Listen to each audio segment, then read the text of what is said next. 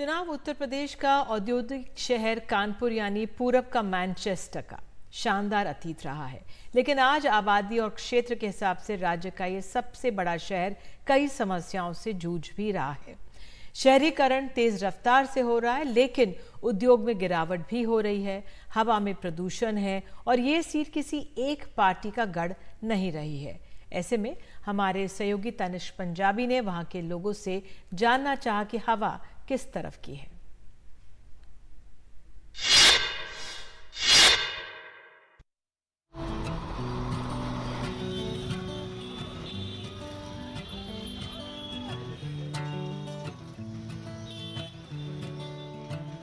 कानपुर, जिसे Manchester of east कहा जाता था क्योंकि इसकी फ्लरिशिंग इंडस्ट्रीज के कारण, लेकिन आज ये अपने ही कुछ चैलेंजेस से गुजर रहा है, जैसे कि रैपिड अर्बनाइजेशन, यहाँ का प्रदूषण और यहाँ का इंडस्ट्रियल डिक्लाइन। कानपुर के अंदर लगभग 16.5 लाख वोटर्स हैं, जिसके अंदर 8 लाख से ज़्यादा पुरुष, 7 लाख से ज़्यादा महिला और लगभग 126 थर्ड जेंडर वोटर्स हैं।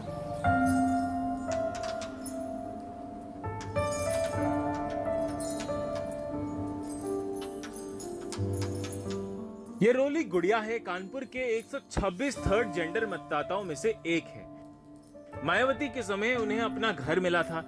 वो मानती हैं कि उनके लिए हालात पहले से बेहतर हैं, लेकिन उन्हें समाज और राजनीति की पूरी स्वीकृति मिलने का रास्ता बहुत लंबा है। राजनीतिक पार्टी तो आज तक कोई हम लोगों के बारे में कुछ सोचा नहीं है। नहीं, बहुत ज़्यादा ज़रूरी भाई, क्योंकि जब तक जैसे कि हमारा कोई पुरुष जीत रहा है, ठीक है, तो अपने पुरुषों के लिए वो ज़्यादा कार्य करता है। जैसे कि हमारी महिला जीत रही कोई, तो अपने महिलाओं के लिए वो सोचती है।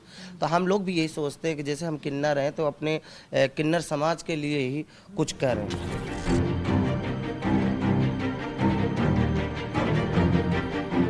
80 के दशक के अंत और 90 के दशक की शुरुआत में राम मंदिर आंदोलन चरम पर था। देश के कई हिस्सों में बीजेपी को चुनावी लाभ भी मिला। 1991 के लोकसभा चुनाव में बीजेपी ने पहली बार कानपुर में जीत हासिल की, लेकिन कानपुर अब तक किसी एक दल का गढ़ नहीं बना है। 1999 से 2014 तक कांग्रेस ही थी। 2014 में मोदी लहर के चरम पर बीजेपी के दिग्गज मुरली मनोहर जोशी अपनी वाराणसी सीट छोड़कर कानपुर से सांसद बने। 2019 में सत्यदेव पचौरी थे और अब 2024 में भाजपा ने रमेश अवस्थी को मैदान में उतारा है। मुझे लगता नहीं कि कहीं उनसे कोई मेरी टक्कर है, और ये आज गठबंधन है। उसके बाद आगे आप हासिल देखें तो जनता ने मान लिया है ये गठबंधन नहीं, ये सिर्फ ठगबंधन है।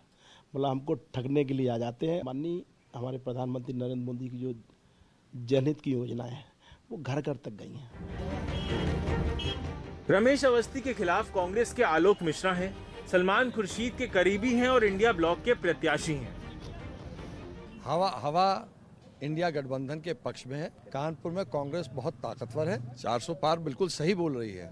वो ये नहीं कह रही 400 सीटें पार, वो कह रही है 200 रुपए किलो जो अरहर की दाल बिक गई वो 400 पार, 200 रुपए लीटर जो कड़वा तेल बिक गया वो 400 पार।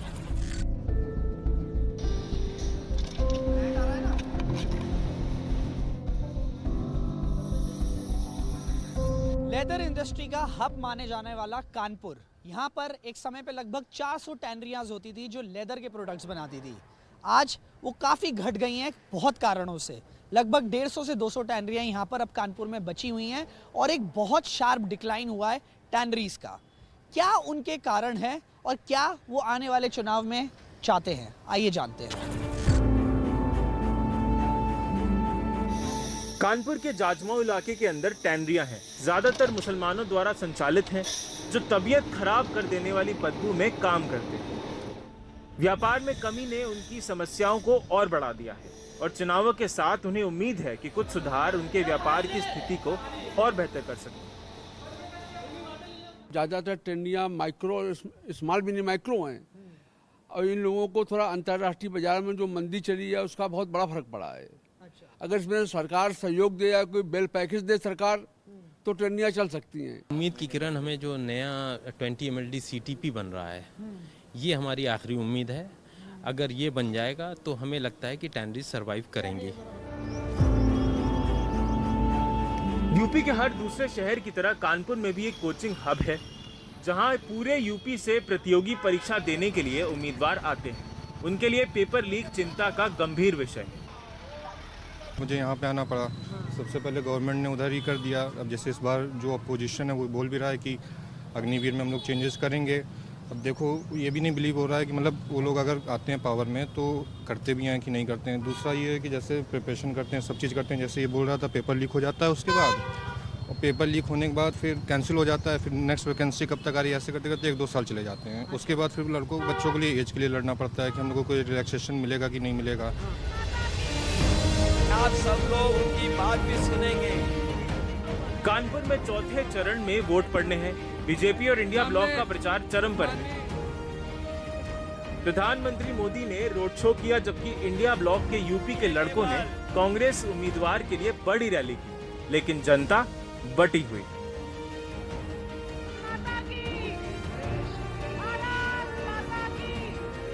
जो ये मंदिर बना करके जो है लहर पैदा की थी इन लोगों ने, वो खत्म हो गई। वो खत्म हो गई। अब महंगाई का मुद्दा, अब ये बार बार कह रहे हैं 400 के पार, 400 के पार। पता नहीं डीजल और तेल 400 के पार ले जाएंगे कि दाल और चावल 400 के पार ले जाएंगे कि आटा वगैरह 400 के पार ले जाएंगे। क्या पार ले जाना चाहते हैं 400 के जो है? मेरा कहना है कि सरकार बदलनी चाहिए और विपक्ष मजबूत रहना चाहिए। हमको रोटी चाहिए, हमारे पेट में आग लगी है। हमको जुमलेबाजी नहीं चाहिए, हमारी तुम्हारी फर्जी गारंटी नहीं चाहिए। आम जनता में सुशासन है। मुख्यमंत्री जी का जो जिस तरह से अपराधियों के ऊपर निरंकुश था पहले की, अब अंकुश लगा है। 100 करोड़ जनता सड़क पे सो रही है। 100 करोड़ जनता जिस देश की सड़क पे सो रही होती है वो देश खुशहाल होता है। गरीबों का मुफ्त में इलाज होता था, आज तक हुआ किसी सरकार ने करा? कब होता था? कब होता था?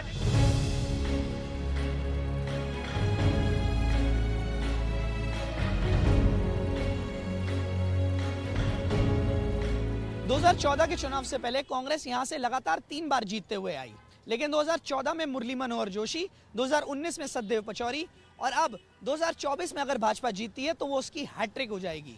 लेकिन क्या इस हैट्रिक पे कांग्रेस सेंध लगा सकती है? हमको जवाब 4 जून को ही पता चलेगा। कैमरा पर्सन वीरेंद्र कुमार सैनी के साथ अरुण, आसिफ और तनिष पंजाबी, एनडीटीवी के लिए।